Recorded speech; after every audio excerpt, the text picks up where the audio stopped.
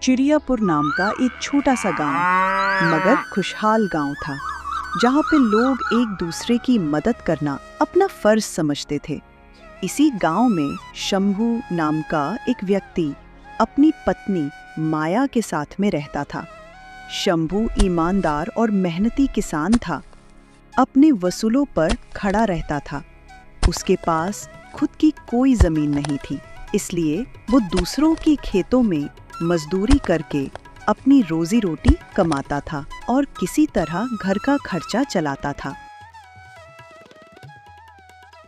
माया, बहुत तेज से प्यास लगा है, जरा मटके का ठंडा पानी देना। पानी तो खत्म हो गया जी, मटके में जरा सा भी पानी नहीं बचा है। सुबह जो पानी भरा था सब काम में लग गया। अरे फिर मैं क्या करूं? इतनी गर्मी में तो पानी के बिना रहना मुश्किल हो जाएगा। कोई बात नहीं जी, आप चिंता मत करें, मैं अभी कुएं से पानी भर कर ले आती। ठीक है, लेकिन जल्दी आना। माया मटका लेकर कुएं से पानी भरने चल देती है। जब माया कुएं के पास पहुंचती है तो देखती है कि गांव की और औरतें खड़ी रहती हैं। माया भी अपना मटका लाइन में रख देती है। अरे तुमने अपना मटका यहाँ पर क्यों रखा है? तुझे दिखाई नहीं दे रहा है? हम सुबह से लाइन में खड़े हैं। बहन, मैंने तो बस अपना मटका रखा है और मुझे सिर्फ एक मटका पानी चाहिए। अरे एक मटका चाहिए, 2 मटका चाहिए, इससे क्या फर्क पड़ता है? पहले हम पानी भरेंगे। हम ब्राह्मण परिवार की औरतें ज्यादा देर तक खड़ी नहीं हो सकती। हमारे घर वालों को काम पर जाना है। तुम्हारे पति जैसे घर पर बैठकर मुफ्त की रोटी नहीं खाना है, और ऊपर से हम लोग ब्राह्मण परिवार से हैं। लेकिन बहन, मैं भी तो सुबह से घर का काम करके आई हूँ। बस थोड़ी ही देर में अपनी बारी आने वाली थी। अरे अब तुम्हारी जैसे औरतें हमें सिखाएंगी कि हमें क्या करना है। इतना सुनकर माया को गुस्सा आता है और वो खाली मटका लेकर अपनी घर आ जाती है। क्या हुआ माया, तुम पानी लेकर नहीं आई? नहीं लेकर आई जी, मैं कुएं से पानी नहीं भर पाई। इतनी देर हो गई आने में तुमको, फिर भी पानी नहीं भर पाई। मेरे पहुंचने से पहले कई ब्राह्मणों की औरतें वहां पर खड़ी थी। मैंने अपना मटका लाइन में रख दिया था, लेकिन जैसे ही मेरी बारी आई तो उन लोगों ने मुझे धक्का मारकर पीछे कर दिया। कहने लगी कि तुम छोटे जात वाले औरतों को हमारे लाइन में खड़े होकर पानी भरने का कोई अधिकार नहीं है। ये ऊंचे जात वाले हमेशा हम छोटे जात वालों को दबाते हैं, जैसे कि ये गांव इन्हीं के बाप का हो। और क्या अब पानी पर भी इन्हीं का हक हो गया है? हम मेहनत करते हैं, खेतों में पसीना बहाते हैं, तब तो ये ब्राह्मण लोग ये नहीं कहते कि ये खेती छोटे जात वाले ने किया है। हम ये फसल नहीं रखेंगे, फिर भी हमें ये लोग इंसान नहीं समझते हैं। सुनिए जी, मुझे एक बात समझ में नहीं आ रहा है कि ऊपर वाले ने तो जात का मोहर लगाकर नहीं भेजा है। ये जात पात ऊंच नीच हमने ही तो बनाया है। जो भी व्यक्ति इंसान को जाट के नाम पर बांट दिया है वो बहुत बुरा इंसान था। मैंने सोचा कि ये लोग पानी भर ले, तब मैं भर लूंगी, लेकिन उन सब औरतों ने मुझे वहां से हटा दिया। इन सब बातों को ज्यादा मत सोचो माया, मैं बिना पानी के भी रह लूंगा।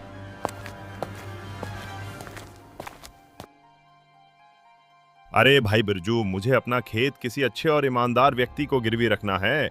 मगर क्यों मोहन भाई, ऐसा क्या परेशानी आ गया जो तुम्हें अपना खेत गिरवी रखना पड़ रहा है? बात यह है बिरजू भाई, मेरे बेटे के सीने में कई दिनों से दर्द हो रहा था। जब डॉक्टर को दिखाया तो उन्होंने कहा तुम्हारे बेटे के दिल में छेद है, तुरंत उसका ऑपरेशन करना होगा। भाई बिरजू, डॉक्टर साहब ऑपरेशन के लिए 1 लाख मांग रहे। अब तुम ही बताओ, खेत गिरवी रखने के सिवा मेरे पास कोई और रास्ता भी तो नहीं है। भाई ये तो तुम्हारे साथ बहुत गलत हुआ। हे भगवान, इतना तकलीफ किसी को मत दे कि उस व्यक्ति को अपना घर खेत गिरवी रखने पड़े। बिरजू भाई, तो तुम ही बताओ मैं अपना खेत किसे गिरवी रखूं? मोहन, गांव में सरपंच जितना ईमानदार कोई नहीं है।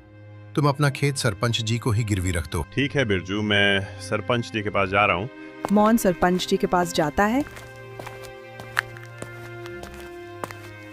और सारी बात सरपंच जी को बताता है। ये तो बहुत दुख की बात है मोहन। एक काम करो, तुम मुझसे 1 लाख रुपए लेकर जाओ और अपने बच्चे का इलाज कराओ। जब तुम्हारे पास पैसे हो जाएंगे तुम सबके तुम लाकर मुझे लौटा देना। बहुत कुछ है, किसी चीज की कमी नहीं है। मुझे तुम्हारा खेत नहीं चाहिए मोहन, मैं पाप का भागीदार नहीं बनना चाहता। तुम अच्छे से अपने बेटे का इलाज कराओ। सरपंच जी, मैं आपका ये उपकार अपने जीवन में कभी नहीं भूलूंगा। आज आपने साबित कर दिया कि आप जैसे के ही रूप में भगवान हमारे पास रहते हैं। इतना कहकर मोहन अपने घर पहुंचता है। क्या हुआ जी? आप पैसे लेकर आ गए? राजू के सीने में सुबह से ही दर्द हो रहा है। हाँ शांति, मैं पैसे लेकर आ गया हूँ। पैसे भी मिल गए और खेत भी गिरवी नहीं रखना पड़ा।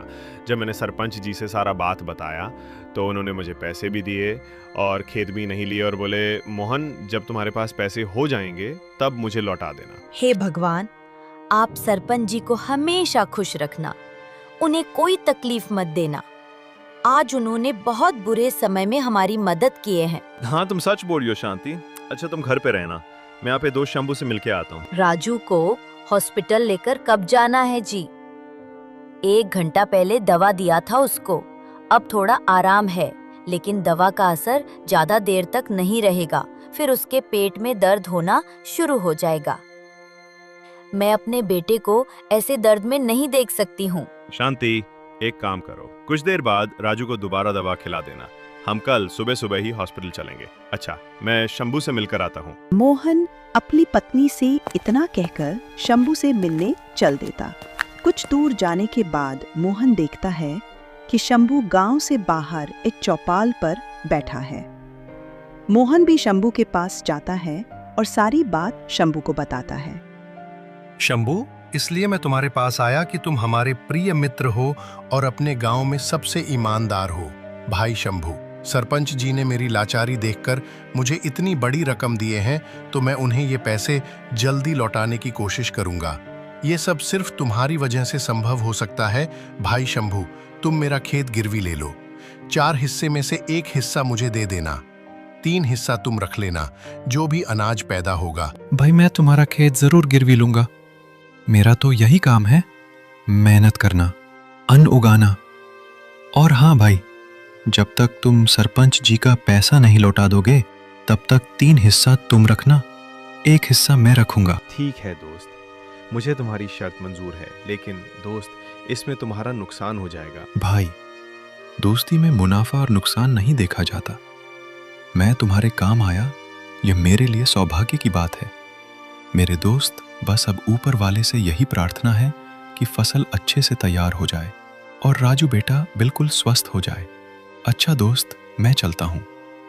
शंभू हरे भरे खेतों में, जहां दूर तक लहलहाती फसलें नजर आती हैं, वहां सूरज की पहली किरण के साथ ही शंभू अपने खेतों में जुट जाता है।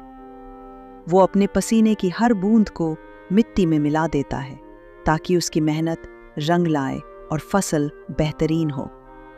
हर दिन वो खेतों की जुताई करता, पौधों को पानी देता, समय समय पर खाद डालता और उनकी देखभाल करता, जैसे कोई माँ अपने बच्चे की देखभाल करती है।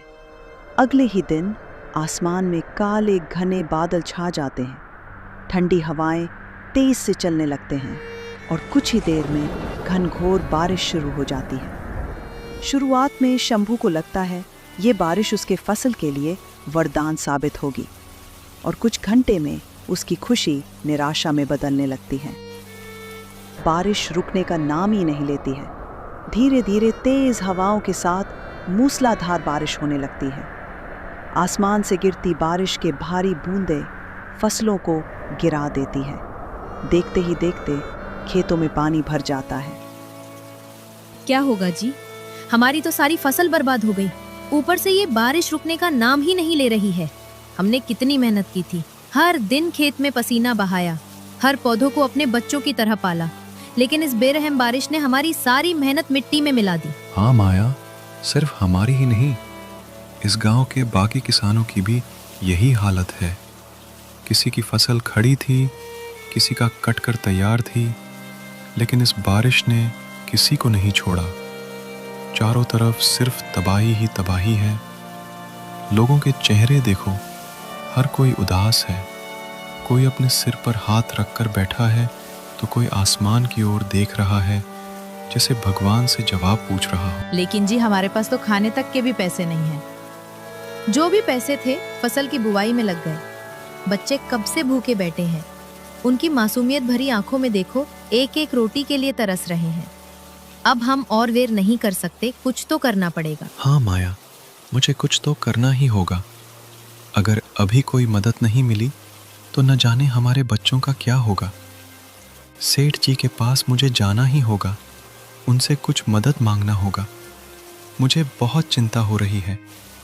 मेरा दोस्त मोहन ने मुझे अपना खेत गिरवी दिया था। उसने सरपंच जी से पैसा उधार लिया था। वो बेचारा अपने बेटे का इलाज कराने शहर गया है। बोल रहा था, जब तुम मुझे अनाज दोगे तब मैं उसे बेचकर सरपंच जी का पैसा चुकाऊंगा। लेकिन माया, लगता है ये बारिश सब बर्बाद कर देगा। अच्छा माया, अब मैं सरपंच जी के पास जा रहा हूँ। भगवान करे सेठ जी को हमारी हालत पर दया आ जाए, लेकिन उन्होंने मना कर दिया तो हम सबका क्या होगा। तेज बारिश में शंभू किसी तरह सेठ के पास पहुंचता है। सेठ जी अपने घर में अलाव जलाकर बारिश के मजे ले रहे थे। सेठ जी, मैं बहुत बड़ी मुसीबत में पड़ गया हूँ। इस बार की बारिश ने मेरा सारा फसल बर्बाद कर दिया है। अब मेरे पास कुछ नहीं बचा है। जो भी मेरे पास पैसे थे फसल में लग गए थे। अब मेरे पास ना ही खाने को अन्न बचे हैं और ना ही घर। मैं आपके सामने हाथ जोड़कर विनती करता हूं, आप मुझे कुछ पैसे उधार दे दीजिए, नहीं तो मेरा परिवार भूख से मर जाएगा। मैं तुम्हें पैसा क्यों दूं शंभू? बारिश सिर्फ तुम्हारे लिए ही हो रही है। इस बार की बारिश ने हम सबको भी परेशान कर दिया है। सारा बिजनेस ठप पड़ा है। ऊपर से तुम पैसे मांगने आ गए। जाओ तुम, मैं तुम्हें कोई पैसा नहीं दूंगा। सेठ जी की बातें सुनकर शंभू उदास मन से घर वापस लौट आता है। क्या हुआ जी, सेठ जी ने पैसे दिए कि नहीं? माया सेठ जी ने इनकार कर दिया पैसे देने से। बोल रहे थे कि इस बार की बारिश में सारा बिजनेस ठप कर दिया है, तो मैं तुम्हें पैसे कैसे दूं? मैं खुद ही परेशान हूँ। बोल तो सेठ जी भी सही रहे थे। ये बारिश सबके लिए मुसीबत बनकर आई है। पता नहीं इस बार का बरसात कैसे कटेगा। शुरुआत में जब ये हालात हैं तो आगे क्या होगा। घबराओ मत माया, ऊपर वाले सब ठीक कर देंगे। अच्छा माया, रात काफी हो गई है, चलो लेट जाते हैं। अगली सुबह होती है। बारिश बिल्कुल थम जाती है। माया, बारिश तो थम गई है, हमारी फसल भी बर्बाद हो गई है। मैं बाजार में जाकर कोई काम ढूंढता हूँ। 1 महीना काम कर लूं ताकि हमारे पास पूंजी हो जाए, फिर दोबारा खेती करता हूँ। आप ये बिल्कुल सही कह रहे हैं जी। हम कब तक इस बात को लेकर बैठे रहेंगे? हमें अगर आगे बढ़ना है तो पिछली बातों को भूलना होगा और हमें अब दोबारा दुगनी रफ्तार से काम करना होगा। आप जाइए बाजार में, देखिए कोई काम मिल जाए। ठीक है माया, तुम घर पर रहना, मैं काम ढूंढ कर आता हूँ। पत्नी से इतना कहकर शंभू बाजार चल देता है। बाजार में जाता है तो 2-3 दुकानों पर पता करता है तो शंभू को एक ढाबे वाले की दुकान पर काम मिल जाता है। तो तुम सुनो भाई, कल सुबह जल्दी से दुकान पर आ जाना। मैं काम को लेकर जरा सा भी लापरवाही बर्दाश्त नहीं करूंगा। जी साहब, मैं कल सुबह काम पे आ जाऊंगा, आप मुझसे बेफिक्र रहिए। इतना कहकर शंभू घर लौट आता है और अपनी पत्नी को काम के बारे में बताता है। अगली सुबह होती है। शंभू काम पर पहुंच जाता है। देखते ही देखते 1 महीना पूरा हो जाता है। शंभू, आज तुम्हारा 1 महीना पूरा हो गया। ये लो 6,000 रुपये तुम। शंभू 6,000 रुपए लेकर अपने घर लौट आता है। क्या हुआ जी, आपको रुपया मिला कि नहीं? हाँ माया, साहब ने मुझे 6,000 रुपए दिए हैं। चलो हम सबसे पहले बीज खरीद कर लेकर आते हैं। ठीक है जी, हम चलते हैं। पहले आप कुछ खा तो ले। नहीं माया, मुझे अभी भूख नहीं लगी है, मैं रात को खाना खाऊंगा। माया, इस बार हमें पहले से ज्यादा मेहनत करना होगा ताकि हमारी फसल पहले से ज्यादा लहरा सके। मैं आज से ही खेत की जुताई शुरू कर देता हूँ। सुनिए जी, हमें पहले से ज्यादा सोच समझकर काम करना होगा। मेरे पास एक सुझाव है। हाँ माया, बताओ क्या सुझाव है तुम्हारे पास? आप एक काम करिए, खेत के चारों ओर आप एक गहरा गड्ढा खोद ले। ताकि बरसात का पानी हमारे खेत से बहकर उस गड्ढे में चला जाए और हमें हमेशा के लिए बरसात के पानी से छुटकारा मिल जाए। शंभू दोबारा पूरे लगन और मेहनत से खेती करने में जुट गया। शंभू हर दिन सूरज उगने से पहले अपने खेत में पहुंच जाता और देर रात तक मेहनत करता। कुछ दिन बाद शंभू की मेहनत रंग लाने लगी। कुछ ही हफ्तों में उसकी खेतों में हरी भरी फसल लहराने लगी। फिर अचानक से आसमान में काले घने बादल छा गए और तेज हवाएं चलने लगी। देखते ही देखते आसमान से मूसलाधार बारिश होने लगी और शंभू के खेतों में भी बारिश का पानी भरने लगा। लेकिन उसका पहले से खोदा हुआ गड्ढा उसकी मेहनत को बचा रहा था। खेत का सारा पानी उस गड्ढे में समा रहा था। देखते ही देखते बारिश थम जाती है, लेकिन शंभू की फसल पर जरा सा भी दाग नहीं आता। 2-3 दिन गुजरता है और उसकी फसल और लहराने लगते हैं। शंभू और माया यह देखकर बहुत खुश होते हैं। दोनों के आंखों से ये खुशी के आंसू रुकने का नाम ही नहीं ले रहे।